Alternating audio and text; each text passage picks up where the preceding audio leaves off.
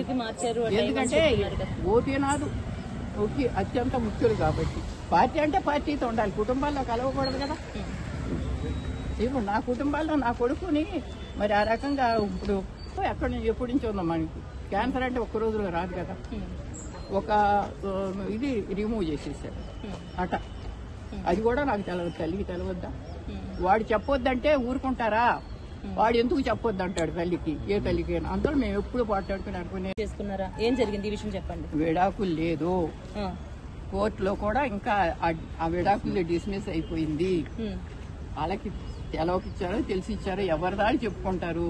విడాకులు లేదు, వీళ్ళకి పెళ్లి నేను చేయలేదు, పెళ్లి నేను చేయలే, మ్యారేజ్ ఎక్కడ చూపించమని నేను చేయలేదు.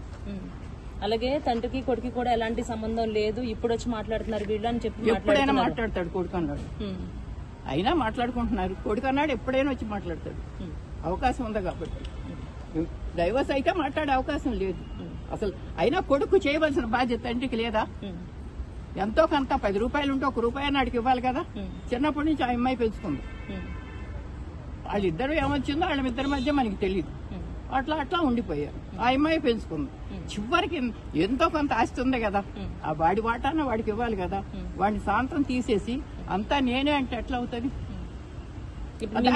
దానికోసం నేనేం చేశానంటే, దానికోసం నేను చేసిన పని ఏంటంటే వాళ్ళు కూడా ఉన్నారు, వాడికి కూడా కొంత రావాలి. అందుకోసం నాకు ఆస్తి ఎందుకు, నాకు ఈ వయసులో ఇవ్వడం ఎందుకు? నేనేమో బాబా దీంతో ఉంటాను. ఆదివు గారిని కలిసారు కదా, ఏం మాట్లాడారు, ఏం చెప్పారు? విషయాలు ఏం చెప్పలే, ఇంకా ఎప్పుడు ఇస్తారో ట్రీట్మెంట్. ముందేమో కాదని ఇచ్చారు, ముందేమో ఆమె దీంతో మనం పెట్టింది వాళ్ళు పెట్టింది కలిసి అది లివింగ్ రిలేషన్ అని చెప్పి ఇచ్చేశారు. ఇచ్చిన తర్వాత మళ్ళా మనం పెట్టేసిన అదే ఆర్డీఓ దగ్గరికి వచ్చిన తర్వాత ఆర్డీఓ ఏం చేస్తాడు, సెట్ సైడ్ అన్నాడు. సెట్ సైడ్ అంటే మళ్ళీ ఈయన దగ్గరికి వచ్చి ఈయనే ఇచ్చాడు. ఆయన్ని మనీ చూసేసి కాదు నువ్వు లివింగ్ రిలేషన్ లో ఉన్నావు అని ఇచ్చాడు. ఒకసారి అయిపోయింది, రెండోసారి వచ్చారు. మరి ఏం జరుగుతుందని నాకు ఏంటంటే ఇది ఏంటంటే కేటీఆర్ గారు సమాధానం